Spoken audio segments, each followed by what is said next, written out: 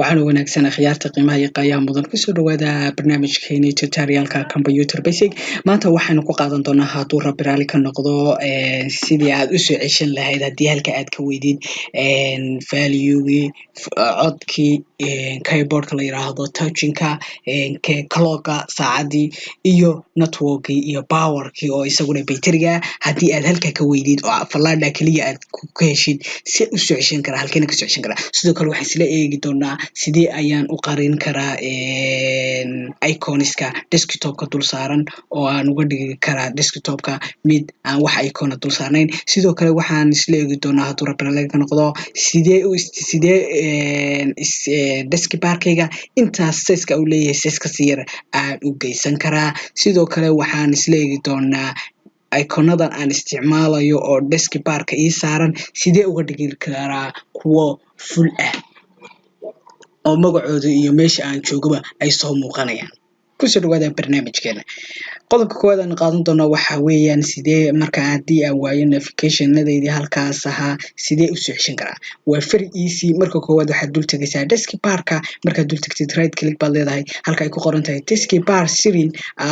ayaad ku dhufanaysaa haddii aanay kuu soo bixin desktop setting ama aanay ku geysamina waxaad search garaynaysaa waxaad ku qoraysaa taskbar wakaa taskbar setting halka kuga soo baxay markuu ku soo baxo sidan ayaa ku soo muuqanaysa taskbar setting halka marka koowaad ay ku soo muuqanayo waxa weeyaan waa login hadda loginka hadaynu ka furno waxa weeyaan micnaheedu taskbarka waa dhaqdhaqaajin karnaa oo markaad afka hore ee taskbarka tagtay calaamada yar ayaa ku soo baxaysa hadaynu logga ku xidhnona wax dhaqdhaqaaqaya ama calaamada yar leh markaad ka qaadina waa sidaas sidoo kale waxaan isla eegi doonaa sidee u soo celiyaa notificationkayga iconskeedii markaad desktopka kuu soo baxo hoos ayaad imanaysaa meesha ay ku qoran tahay return system icons on or off ayaad ku dhufanaysaa waa kan halkan ayuu kusoo saaray saacadii haddaynu ku dhufano waa ka halka inooga soo muuqday sidoo kale volume-kii codkii network-gii power-kii locationka waxa ku soo muuqanaya markaad locationka furtid oo kaliya sidoo kale action center waxa weeyaan notificationadu markay ku soo dhacaan meelaha ay kugu soo dhacayeen waka markaan taabano waka meelahaas ay kugu soo dhacayeen notificationka antiviruska notificationka programmada kale ay isticmaalaysid sida media oo kale socialka sidoo kale keyboard touchingka oo ah marka keyboardka computerka ka xumaado ka isticmaali lahayd wakaas halkaas ayaa waxa weeyaan ka soo qaadaysa hadda waa kan waa inoo wada joogan dhammaantood sidoo kale waxaan isla fiirin doonaa hadduu rabbi raali ka noqdo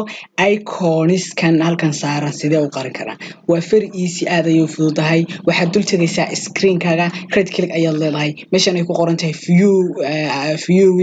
view ay ku qoran tahay ayaad tegaysaa falaadha yar baa sii taabanaysaa waxaad sii hoos tegaysaa meeshan ay ku qoran tahay show icons wakaas halka hadda waynu qarinay haddana markaad soo celinaysid views baad tegaysaa meesha ay ku qoran tahay show icons ayaad waxaad saaraysaa calaamada saxda ah waka inoo soo noqday hadda iconada halka ay saaran ma small garayn karaa sidoo kale how small garayn kartaa view baad tegaysaa kadibna large waka iyagoo aad u waaweyn halka inooga soo muuqday iyagoo haddaan rabno inaynu yaryarayno wakaas halkaas middle marka aynu dhexdhexaad ka dhigayno iyo marka aynu small ka sii dhigaynoba waa kaas sidoo kale waxaan isla eegi doonaa desktopkaygan halkan ii yaala ma ka dhigi karaa size ka sii yar very easy desktopka tultag taskii setting tag markaad tagtid taskii setting waxaad hoos ayaad u soconaysaa meeshan ay ku qoran tahay hoos ayaad u soconaysaa meesha ay ku qoran tahay small packaging in desktop ayaad ku dhufanaysaa sorry halka waxa weeyaan waa marka aad waxa weeyaan wixii notification kuu saaran aad qarinaysid oo kale laakiinse marka aad rabtid inaad sii yaraysid small kor ayaad u soconaysaa halkan ay ku qoran tahay small taskbar button ayaad ku dhufanaysaa waka isagoo very small ayaa halka inooga muuqda oo aad u yar markaad rabtidna calaamada off ayaad ka dhigaysaa sidoo kale taskbarkayga left right top button iyo dhinacyada kala duwan ma u kaxayn karaa ha waa kaxayn kartaa halkan ay ku qoran tahay taskbar location on screen ayaa tegaysaa calaamada yar ayaad ku dhufanaysaa lefty waa ka halkan lefty ay nooga soo muuqata markaad geedaysid sidoo kale top korka sare waa ka halka inooga soo muuqda sidoo kale markaad geynaysid right iyo sidoo kale markaad ku soo celinaysid meeshadii sidoo kale waxaa isla eegi doonaa applicationada aan isticmaalayo hadda ay kamid tahay Fiverr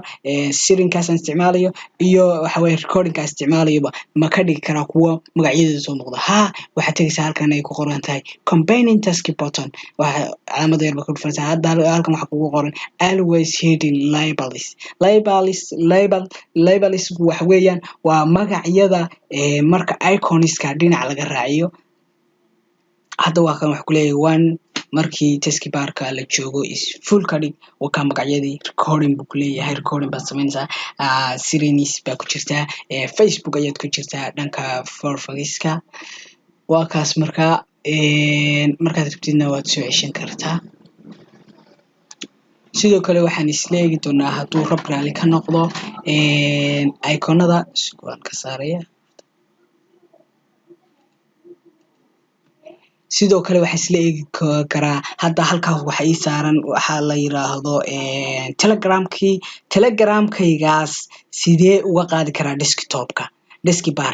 desktopka hadda waa kaas isagoo shortcut ayuu yaalaa laakiinse desktopka sidee uga qaadi karaa waa dul tagaysaa red click ayaad leedahay halkan ay ku qoran tahay on pin from taskbar ayaad ku dhufanaysaa on pin waxa weeyaan ha ku pin garayn oo yacni dee ha ku taagin baa laga wadaa on pin waxa weeyaan ka qaad weeyaan pin ahaan ka qaad pin markay tahayna waxa weeyaan pin ahaansa waka hadda waa inooma muuqdo waa baxay haddaynu rabno waan geysan karnaa oo mar labaad intaaynu ku dhufanno markaynu ku dhufanno ayaynu waxaan samaynaynaa pins baan saarnaa red click ayaan ku dhufanaa waka halkaa ku qoran tahay pin on desktop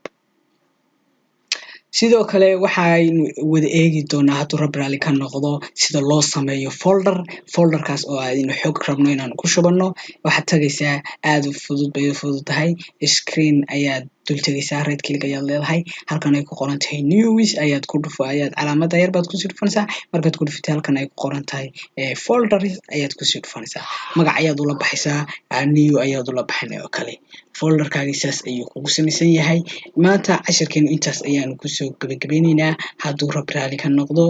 casharada xigana waxaynu kusii eegi doonaa sirinka computerka sida kaladhada qaarkood looga bedelo sida screenka loo hagaajiyo iyo sida monitorka looga dhigo mid aad waxa weeyaan kusoo jiidata markasta intaas ayaan kusoo gabagabeynayaa wassalaamu calaykum waraxmatullaahi wabarakaatu